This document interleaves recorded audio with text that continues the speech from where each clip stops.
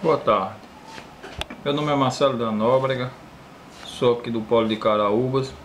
E em tantos temas que a gente poderia falar sobre os matemáticos, eu escolhi falar sobre a matemática dos gregos.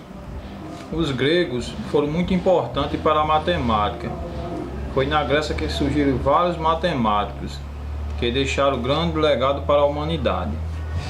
A palavra matemática é de origem grega e englobava o que hoje se chama de aritmética, geometria, astronomia e mecânica. Mas os pitagóricos a dividiram em aritmética, geometria e astronomia e música. Na concepção de Aristóteles, apenas a aritmética e a geometria, as duas áreas teóricas que mais atraíram os gregos antigos, eram consideradas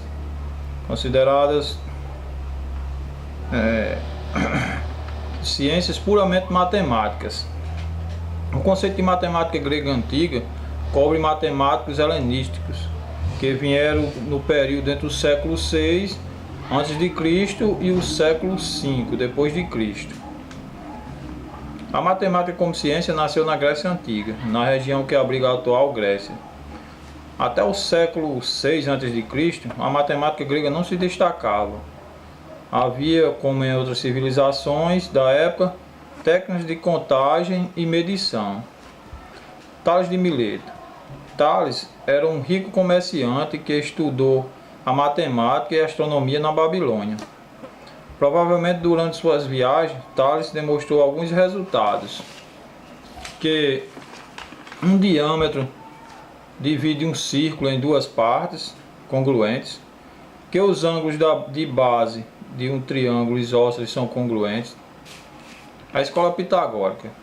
Pitágoras, o fundador da escola, uma personalidade lendária sobre a qual a credibilidade das informações não pode ser verificada. No começo do século V a.C., os pitagóricos foram expulsos do que hoje é o sul da Península Itálica e a Sicília, e a sociedade deixou de existir, mas a popularidade de seus ensinamentos continuou a crescer. Escolas pitagóricas surgiram em Atenas, nas ilhas e nas colônias gregas, e seus conhecimentos matemáticos, rigorosamente protegidos de forasteiros, tornaram-se propriedade da escola. Século V a.C., Zenão de Eleia. É hoje conhecido pelos paradoxos que enunciou no final do século V a.C.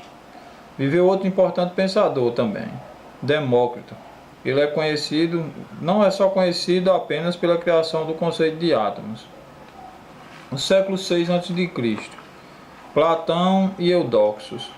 As dificuldades encontradas pelos pitagóricos, ligadas à existência dos números incomensuráveis, foram superadas pela teoria das proporções de Eudoxo de Cnido, que foi um modelo de rigor matemático. Assim superou a doutrina pitagórica e sua mística dos números, dando lugar à concepção platônica da matemática e à doutrina do mundo das ideias. No início do século III a.C., foi publicado em Alexandria os elementos de Euclides, a Diofanto, Papo e Próclo. A importância dos elementos foi, em primeiro lugar, uma teoria geral das magnitudes, fundada sobre axiomas.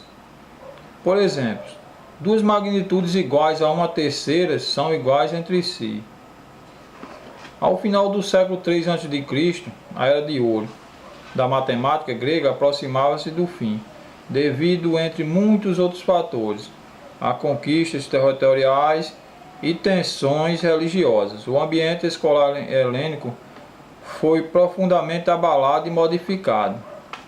Mas tanto Euclides de Alexandria quanto Pitágoras de Samos deixaram seus grandes legados para a humanidade.